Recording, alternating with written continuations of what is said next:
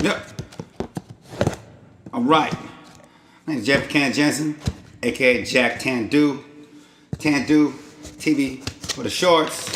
I was gonna not keep going on these videos today. I was trying to do like one a day, but I decided that probably tomorrow I'm not gonna be able to think of these stories and stuff like that. I was gonna prepare some kimchi and put it all in my Tupperware boxes and be ready for the next day, but I decided I'll just do the video and I'll hold that off for a second. So anyways, I think I talked about my other friend Vin a minute ago. He's a true homie, right? And this story is called When I Used to Dream About Being a Samurai. And I used to watch Samurai Champloo a lot. I love that animation, by the way, with Mugen and Jin. And Vin used to think of himself as Jin. I used to think of myself as Mugen. And I used to watch it a lot. And so, anyways, we're going back on the facts. So, Vin, Arnold, and we used to play basketball at UC Davis a lot. I mean, we used to kick it together. We used to chill together. We used to drink together, play video games together. And sure enough, on the fact of it, once a week or 3 or 4 times a week, in fact, probably every single day, we used to ball together. We loved balling. We're actually a good team. Like, I'd say my style. Arnold used to come up on the right side, and I'd always know I bring it up the center, and Arnold would just spot up. What doing? He was like, I would say he was like 6 out of 10 or 6 out of 8 every single time. He could just hit that one shot from the elbow. I mean, of course, when you guys play and hang out together, you're gonna be good at balling together. It just happens that way. Anyways, so let me go get my ball. Vin, he used to play. I play like a Rip Hamilton, Reggie Miller, and then I can play point guard. I'm ambidextrous and stuff like that, and so I could handle the ball, not turn the ball over a lot. That's the idea, right? You got to get a shot. Anyway, so we used to win a lot. Vin used to have this he's like Chauncey Billups. He would always bring it down with the right hand, predominantly right hand. And then he would like change pace. He would like go from like slow to slower to slower, then even slower than back, and he would like do like that. He would just make all these scores and every single time. And a lot of times, Vin liked to argue, right? And so he'd get in these arguments about the ball or the foul or something like that. And Arnold and I would stand up at the top, and then Arnold would stand over on the left side, and Vin would just be arguing with everybody, and he would just non-stop arguing. And by the end of it, I'd be like, "Hey, come on, let's just play." We'd get the ball back every single time. So during the game, we're playing up to 12. We get like 3 or 4 possessions. Probably not 4, probably 2 or 3 every single game. Now, if we capitalize on those, we're 2 points plus. Anyways, so let's put this down. I'm gonna talk about the story. So it was my birthday, and I'm looking over to the left because I got everything written down what I want to say. And it was maybe a Wednesday. They had some sort of happy hour. I think the place was called, it was in Davis. It's on that one street. I think it's G Street, called Sophie's or Soga's. That's the one. Any hoodle doodle. We go there. It's just Vin and I. It's my birthday. He's going to comp me. He's going to pay for me. He's going to sponsor my birthday. What a great friend. You know what I'm saying? Now that I think about it, when I go back into all these stories and go back into the pages of my memory, I realize God has blessed me with great friends. And I think about my friends and I cherish my friends. And in these days, more than I used to, I cherish my friendships a lot more than I used to.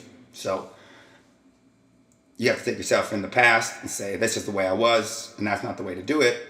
My father said, like, well, with your exercise, eat fresh food, sleep, study, smile, laugh, clean, rest, have fun, every day's a good day. Where in that recipe do relationships come in? And this is relationship with girls and relationship with friends and relationship with family, because in the end of the day, you can't be all alone by yourself all the time. I think Stephen King said that, like, loneliness is the biggest darkness, and it's the biggest fear of his. And so, me, I like to be by myself from time to time, and a lot more often than not, because it's fun. I can talk to myself. I don't know how I should put my pants up. Anyways, so Vin and I go to Soga's, right? And I guess there's people there. It's college, right? People are always drinking in college, like every single night. I got class tomorrow. It's summertime. My birthday's on May 27th. Anyway, so this is the day of my birthday, or it might have been the night before. So Vin, we go there, we sit down, and I guess they had a special happy hour, or certain Wednesday night special, AMFs. Here's a toast, adios, mother. And they're only like $3. So Vin, we drink like 60 or 70 bucks worth of AMFs. Now let's put that in the dot. Let's go 70 divided by 3. What's that? 20. We probably had 10 each, and that's a lot. That's like it's a lot. It's not a small amount. So anyways, at the bar, there's this big guy. Vin's a Vietnamese guy, and there's this other bigger Vietnamese guy, like Zhang Yi Vietnamese style. And he's big. He's not like in the best shape, but he's big, right? And so there's one Vietnamese girl, and there's three other girls, and I guess the big dude is like the bodyguard.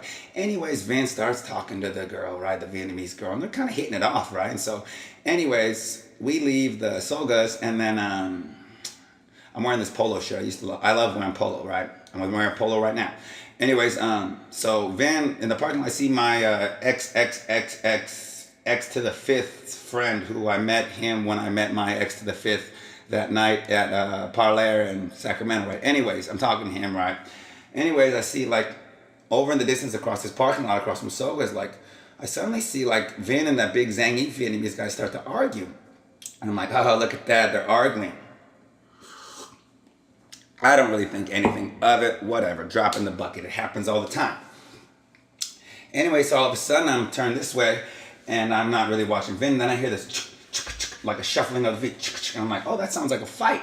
So I look over to my right, across about 20 meters away, 30 meters away, and Vin and this dude, they're like starting boxing, right? And Vin's actually a good boxer. He's like small and rugged like Chauncey Billy. He's like boom, boom, boom, boom, boom, boom. He's like pounding the dude, right? I'm like, dude, that guy's getting his ass whooped.